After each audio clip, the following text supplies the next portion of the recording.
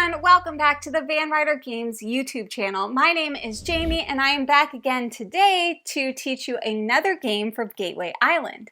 Today we're going to be learning how to play the 17th game in Gateway Island called the Three Pyramids. The Three Pyramids is a game for 2 to 4 players and will use the following mechanics: resource management and majority. So without further ado, let's learn how to play the Three Pyramids.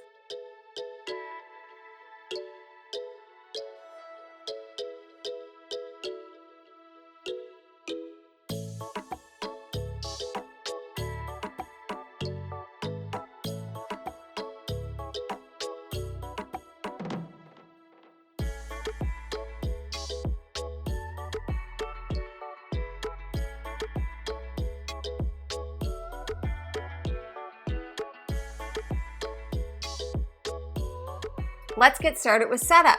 The Three Pyramids will use island card 17. It will also use the wooden cubes, the score track, and the cloth bag. To start, place the island card in the center of the table and align it so that the top, bottom, right, and left sides of the pyramids are each facing a different player. Let's take a look at the anatomy of the card. The top spaces are top.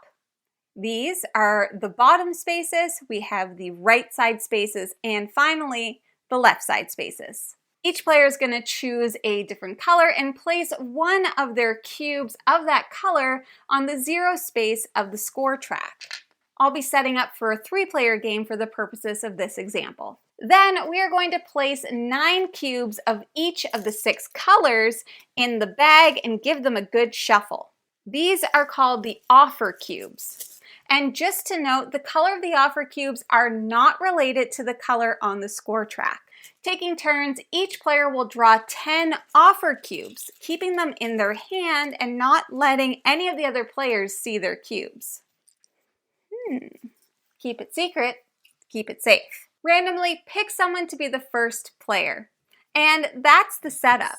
The Three Pyramids is played over 3 rounds, and each round consists of multiple turns starting with the first player and going clockwise. A round will end when all players have passed. In the second and third rounds, the first player will be the player with the lowest score.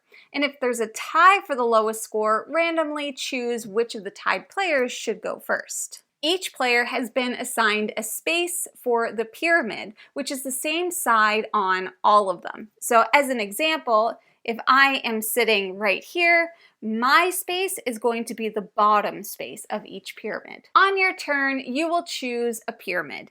If no offer has been played in any space of the chosen pyramid, meaning it's completely empty, you must place 1 offer cube of any color that you have in your hand to your assigned space. So, as an example, right now, this pyramid is empty. So I might place a red cube there. If 1 or more offers have already been played to any space of the pyramid you have chosen, you must choose one of the following 2 options. You can either play 1 cube on your space. Its color must match the color of another cube already on that pyramid. So, as an example, I could place a red cube there. Or you can play 2 cubes to your space.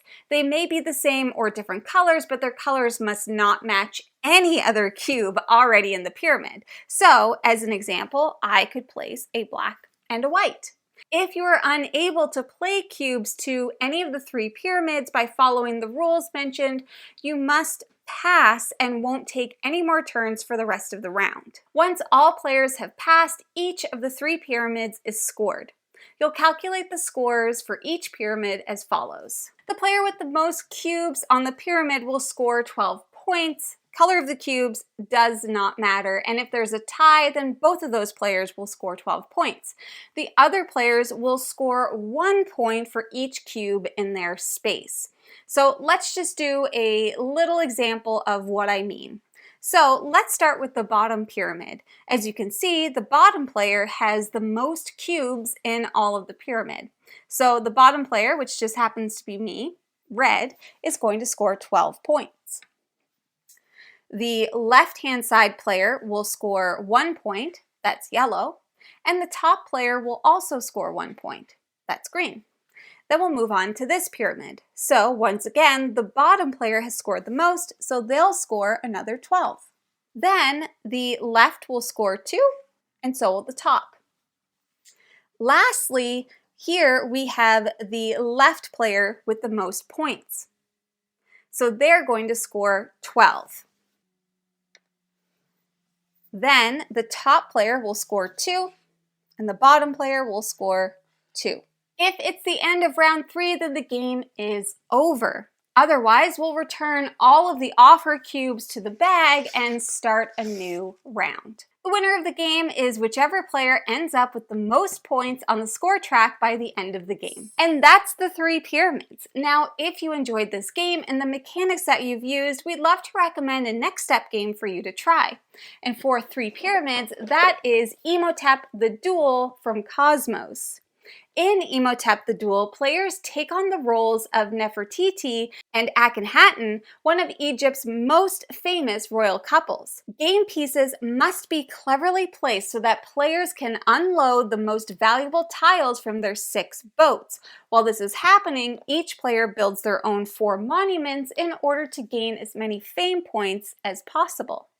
So if you enjoyed the 3 pyramids, please feel free to check out Imhotep the Duel from Cosmos. And thanks so much for joining me today to learn the 3 pyramids from Gateway Island. If you're going to continue playing through Gateway Island and you would like to learn how to play more of the games, I will make sure to link all of the videos in the playlist down in the description below. There's 21 different games in this box, so there's lots to learn and explore.